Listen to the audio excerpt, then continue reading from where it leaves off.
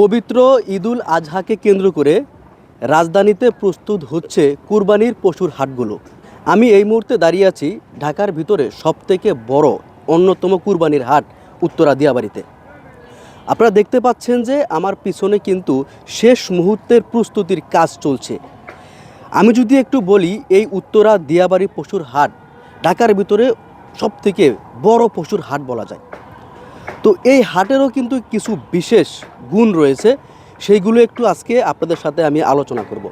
আমরা এখানে এসে ঘুরে এবং হাট কর্তৃপক্ষ যারা আছে তাদের সাথে কথা বলে জানতে পেরেছি যে আসলে অন্য অন্য পশুর যে হাটগুলো রয়েছে সেখানে যারা ক্রেতা রয়েছেন, বিক্রেতা রয়েছেন, তাদের অনেক অসুবিধার সম্মুখীন হতে হয়।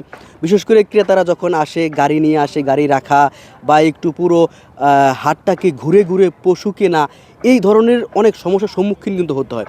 কিন্তু সেই জায়গায় এই উত্তরা দিয়াবাড়ির যে হাট রয়েছে সম্পূর্ণ ব্যতিক্রম।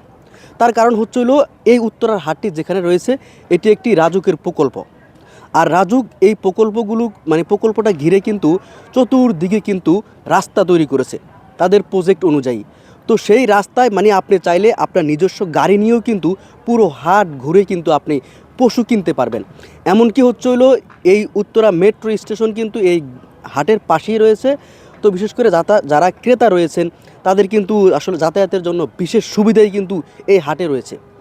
তো আমরা এখানে এসে কয়েকজনের সাথে কথা বলেছিলাম, তারা বলেছে যে আসলে গাবতলির যে হাট আছে অনেক আলোচিত, কিন্তু আমরা যদি এই দিকে তাকাই উত্তরা দিয়াবাড়ির যে হাট, আসলে আমরা যারা ক্রেতা রয়েছি মিরপুর এরিয়া ভিত্তিক, বিশেষ করে মিরপুর থেকে শুরু করে এই এরিয়ায় আমরা যারা রয়েছি, আমাদের জন্য সবচেয়ে সুবিধার হাট রয়েছে এই কুরবানির হাট। আমি যদি একটু আপনাদেরকে দেখাই যে এখনও কিন্তু হচ্ছে হইলো এই হাটের যেই ছাউনি, বিশেষ করে আসলে আপনারা সবাই জানেন যে বর্ষার সিজন, এই বর্ষার সিজনে কিন্তু আসলে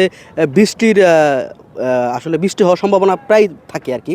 তো সেই জায়গায় যাতে বৃষ্টিতে আসলে যারা ক্রেতা রয়েছেন এবং যারা বিক্রেতা রয়েছেন এবং যেই কুরবানিকে কেন্দ্র করে যেই পশুগুলো মূলত এই হাটে আনা হবে, সেই পশুগুলো যেন আসলে ভিজে না যায় এবং সমস্যার সম্মুখীন না হয়, সেই জন্য কিন্তু উপরে একদম আসলে পুরো প্যান্ডেলটা কিন্তু আসলে ঢেকে দেওয়া হচ্ছে, যাতে ক্রেতা এবং বিক্রেতা কারোই অসুবিধা না হয়। তো আসলে আমরা এখানকার যারা কর্তৃপক্ষ আছে তাদের সাথে আমরা কথা বলেছিলাম, তারা আমাদেরকে বলেছে যে আসলে এই হাটের যেই প্রস্তুতির কাজ রয়েছে সেই প্রস্তুতির কাজ কিন্তু আমাদের প্রায় শেষ। আমরা আশা করছি আগামী 2 দিনের ভিতরে আমাদের সম্পূর্ণ প্যান্ডেল তৈরির কাজ শেষ হয়ে যাবে। এমনকি আমাদের যেই পশুর যে কেনা বেচার আমেজ, সেটাও কিন্তু হয়তোবা আগামীকাল বা তার পরের দিন থেকে আমাদের কেনা বেচার যে আমেজটা, সেই আমেজটা কিন্তু তৈরি হবে। তো অলরেডি কিন্তু এই হাটে কিছু পশু এসে কিন্তু পৌঁছেছে বিভিন্ন জায়গা থেকে, কিন্তু বিভিন্ন জেলা থেকে কিন্তু আসলে কিছু কুরবানির গরু কিন্তু আনা হয়েছে। আমরা সেটাই আপনাদেরকে দেখানোর চেষ্টা করতেছি। কিন্তু আসলে এই হাটের কিনা বেচার যে আমেজ, সেই আমেজটা ফিরে পেতে মূলত আরও 2 দিন আমাদের অপেক্ষা করতে হবে। তো আসলে এই ছিল উত্তরা দিয়াবাড়ির যে কুরবানির হাটের যে প্রস্তুতি রয়েছে, সেই প্রস্তুতির আসলে শেষ।